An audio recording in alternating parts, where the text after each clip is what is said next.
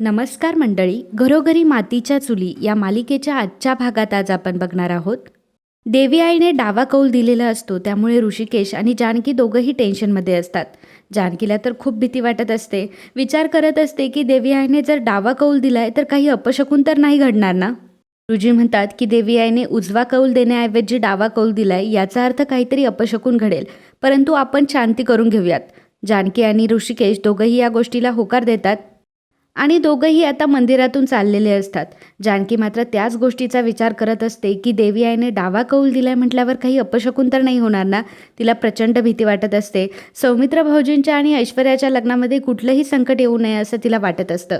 ऋषिकेशला सुद्धा ती बोलून दाखवते. तेव्हा ऋषिकेश जानकीला म्हणत असतो की जानकी, हे बघ, आपलं हे सगळं करण्याचा हेतू चांगला आहे की नाही. आपल्या ह्या लग्नातून किती लोकांचं भलं होणार आहे, गावकऱ्यांचं भलं होणार आहे आणि शेवटी आपल्या घराचं सुद्धा भलं होणार आहे. नानासाहेबांची आणि सयाजीरावांची एवढ्या वर्षाची मैत्री पुन्हा एकत्र आली आहे. ते फक्त या लग्नामुळे एकत्र आली आहे आणि जर आपला हेतू चांगला असेल तर नक्कीच काहीतरी चांगलं घडेल. जानकी आता ऋषिकेशवर विश्वास ठेवत असते, परंतु तिचं मन खूप घाबरत असतं की जेणेकरून या लग्नामध्ये कुठलंही संकट येऊ नये. तर इकडे सौमित्र आणि ओवी दोघंही आता बसलेले असतात. ओवी तिचा स्कूल प्रोजेक्ट कंप्लीट करत असते आणि माय फॅमिली तिचा हा प्रोजेक्ट असतो आणि तो पूर्ण करत असते. आणि त्या फॅमिलीमध्ये तिने प्रत्येकाचे फोटो ठेवलेले असतात. आईबाबांचा फोटो ठेवलेला असतो, आजी आजोबांचा फोटो ठेवलेला असतो, आजीचा फोटो ठेवलेला असतो, सारंगचा फोटो गार्डनमध्ये ठेवलेला असतो. आणि ते बघून सौमित्र ओवीला विचारतो की ओवी, या सगळ्यामध्ये मी तर कुठेच नाही आहे गं. तेव्हा ओवी म्हणते की काका, तू घरी तरी कुठे असतो, मी तुला ॲड नाही केलं. सौमित्रला वाईट वाटतं. तर ओवी म्हणते की अरे काका, मी तर गंमत करत होते. माझ्या लाडक्या आणि डॅशिंग काकाला मी फॅमिलीमध्ये ॲड करणार नाही, असं कधी होईल का. आणि मग ती आता सौमित्रचा फोटोसुद्धा तिथे लावते. आता तितक्यातच तिथे ऐश्वर्या येते. ऐश्वर्याला बघून सौमित्र शॉक होतो आणि तो तिला विचारतो की तू इथे कशी काय. तेव्हा ऐश्वर्या म्हणते की मग मी येऊ शकत नाही का आता इथे. तेव्हा तिथेच उभी असते. तेव्हा ऐश्वर्या ओवीला म्हणते की ओवी, एक काम कर, हा सगळा पसारा आहे ना तुझा, तो घेऊन जा. मोठे लोक बोलतायत ना, त्यामुळे तुला इथे थांबायची काही गरज नाहीये. आणि जानकीची मुलगी आहे म्हटल्यावर ऐश्वर्या मुद्दामच ओवीला म्हणत असते की जेव्हा दोन मोठे लोक बोलत असतात तेव्हा लहानांनी थांबायचं नसतं, त्यांचं बोलणं ऐकायचं नसतं. एवढ्या बेसिक गोष्टी तुला तुझ्या आईने शिकवल्या नाही वाटतं. ओवीला खूप राग येतो. सौमित्र तिला म्हणत असतो की अगं काय बिघडलं, ती जर थांबली इथे तर राहू देत ना, खेळू देत ना तिला. तेव्हा ऐश्वर्या म्हणते की नाही, मला खूप महत्त्वाचं बोलायचं आहे तुझ्याशी, आणि ती ओवीला तिथून काढून देते. ओवी रडत रडत तिथून निघून जाते आणि ती तिचा प्रोजेक्टसुद्धा हॉलमध्ये घेऊन आलेली असते. सौमित्र ऐश्वर्याला म्हणत असतो की अगं, पण ती असती तर काय बिघडलं असतं गं, राहून द्यायचं होतं ना तिला इथे. तर ऐश्वर्या म्हणत असते की नाही नाही, मला तुझ्याशी महत्त्वाचं बोलायचं होतं ना. तर विचारतो की तू का आली होतीस इथे. तेव्हा ऐश्वर्या त्याला सांगू लागते की खरं तर ना, मला या घराचं म्हणजे माझ्या रूमचं डेकोरेशन पूर्ण बदलायचं आहे. मला ह्या रूमचं इंटेरियर चेंज करायचं आहे. आणि काय हे सौमित्र, किती ओल्ड फर्निचर आहे तुझ्या घरामध्ये, ह्या रूममध्ये. मला तर हे ओल्ड फर्निचर अजिबात आवडलेलं नाही आहे. मी तर काय म्हणते की मी हे फर्निचर सगळं चेंज करते. आणि मला तर असं वाटतं फर्निचर बदलण्यापेक्षा ना, हे असं फर्निचर डायरेक्ट फेकूनच द्यावं. सौमित्रला ऐश्वर्याचा खूप राग येत असतो, परंतु तो तिला काही म्हणत नसतो. ऐश्वर्या तिचं स्वप्न रंगवत असते आणि म्हणत असते ह्या रूमचा पूर्ण लुकच चेंज करणार आहे. या रूमचे वॉल्स, या रूमचे कर्टन, सगळं काही चेंज करणार आहे. आणि ती सौमित्रला विचारते की या भिंतीच्या पलीकडे एखादी रूम आहे का. तेव्हा सौमित्र म्हणतो की हो आहे ना.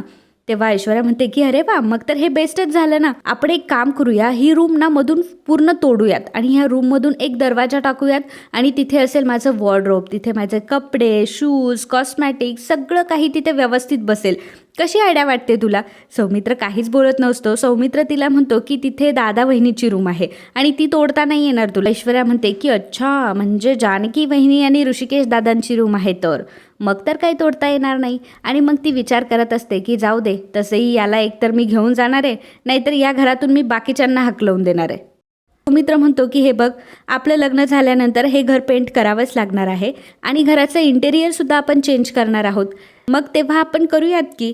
तेव्हा ऐश्वर्या म्हणते की नाही नाही, अजिबात नाही. जेव्हा मी या घरात येईल तेव्हा मला हे फर्निचर अगदी नवीन असायला पाहिजे आणि मला रूम माझी कशी अप टू डेट पाहिजे. त्यामुळे त्यानंतर मी काही थांबणार नाही आहे. मला आत्ताच्या आत्ता ह्या सगळ्या गोष्टी करून हव्यात.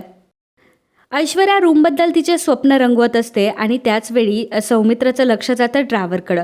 ड्रावरमध्ये अवंतिकाचा फोटो ठेवलेला असतो आणि त्याला भीती वाटते की जर आता ऐश्वर्याचं लक्ष त्या फोटोकडे गेलं तर आता ऐश्वर्या मोठा धुमाकूळ घालेल. त्यामुळे सौमित्र जातो आणि पटकन ते बंद करून घेतो. ऐश्वर्या सौमित्राला सगळं काही बोलते आणि मग नंतर ती म्हणते की चल मी आता घरी जाते आणि लगेचच माझ्या इंटेरियरला हे फोटो सगळे पाठवते आणि लगेचच त्याला चेंज करायला पाठवून देते. तर ऐश्वर्या आता खाली आलेली असते आणि हॉलमध्ये ती ओवीचा प्रोजेक्ट बघते. त्या प्रोजेक्टमध्ये ती सगळी फॅमिली असते, सगळे फॅमिलीचे लोक त्या प्रोजेक्टमध्ये असतात आणि ते बघून नेमकं ऋषिकेश आणि जानकीच्या फोटोकडे बघून ऐश्वर्याला राग येतो आणि ती म्हणते की ऋषिकेश दादा आणि जानकी वहिनी तुम्ही या घरामध्ये नाही राहू शकत, कारण एकतर या घरामध्ये मी आल्यावर एकतर मी तुमच्यासोबत राहील नाही तर तुम्हाला तरी या घराबाहेर काढेल. आणि मग ती खाली बसते आणि म्हणत असते की ऋषिकेश दादा, जानकी वहिनी तुम्हाला या घरातून बाहेर जायचं आहे की नाही, मग जा ना तुम्ही घराबाहेर. आणि ती म्हणते की तसंही आज ना उद्या तुम्हाला या घराबाहेर जायचंच आहे ना, चला मग मी तुम्हाला आत्ताच घराबाहेर काढते आणि हो तुमच्या संमतीने मी तुम्हाला घराबाहेर काढते हां. त्यामुळे असं नका म्हणू की ऐश्वर्याने तुम्हाला घराबाहेर काढलं. आणि मग बरोबर ऋषिकेश आणि जानकीचा फोटो त्या फॅमिली प्रोजेक्टमधून ती काढते आणि डस्टबिनमध्ये टाकते आणि तिथून निघून जाते. ओवी आता रडायला सुरुवात करते. ओवी जेव्हा तिचा प्रोजेक्ट बघते तेव्हा तिला समजतं की आईबाबांचा फोटोच नाही आहे. त्यानंतर ती खूप रडत असते. सगळेजण आईबाबांचा फोटो शोधत असतात. त्याचवेळी ऋषिकेश आणि जानकी घरी येतात आणि ओवीला विचारत असतात की काय झालं ओवी, तू का रडतीयेस. तेव्हा ओवी म्हणत असते की आईबाबांचा फोटो यातून गायब आहे, आता तुम्हीच नसल्यावरती ही फॅमिली कशी काय पूर्ण होणार. तर तो फोटो शोधू लागतात, इकडे तिकडे शोधतात आणि घरच्या नोकराला आता तो फोटो डस्टबिनमध्ये सापडतो. म्हणून तो जानकीला बोलावून घेतो.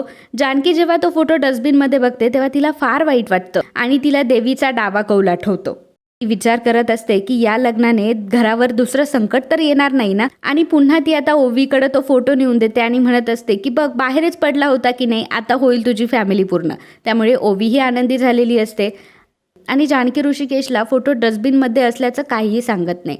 मित्रांनो, आजचा हा भाग इथेच संपतो. पुढील भागात आपल्याला बघायला मिळणार आहे अवंतिकाने सौमित्रला व्हॉइस मेसेज पाठवलेला असतो की ती आता हे जग सोडून निघून जाणार आहे.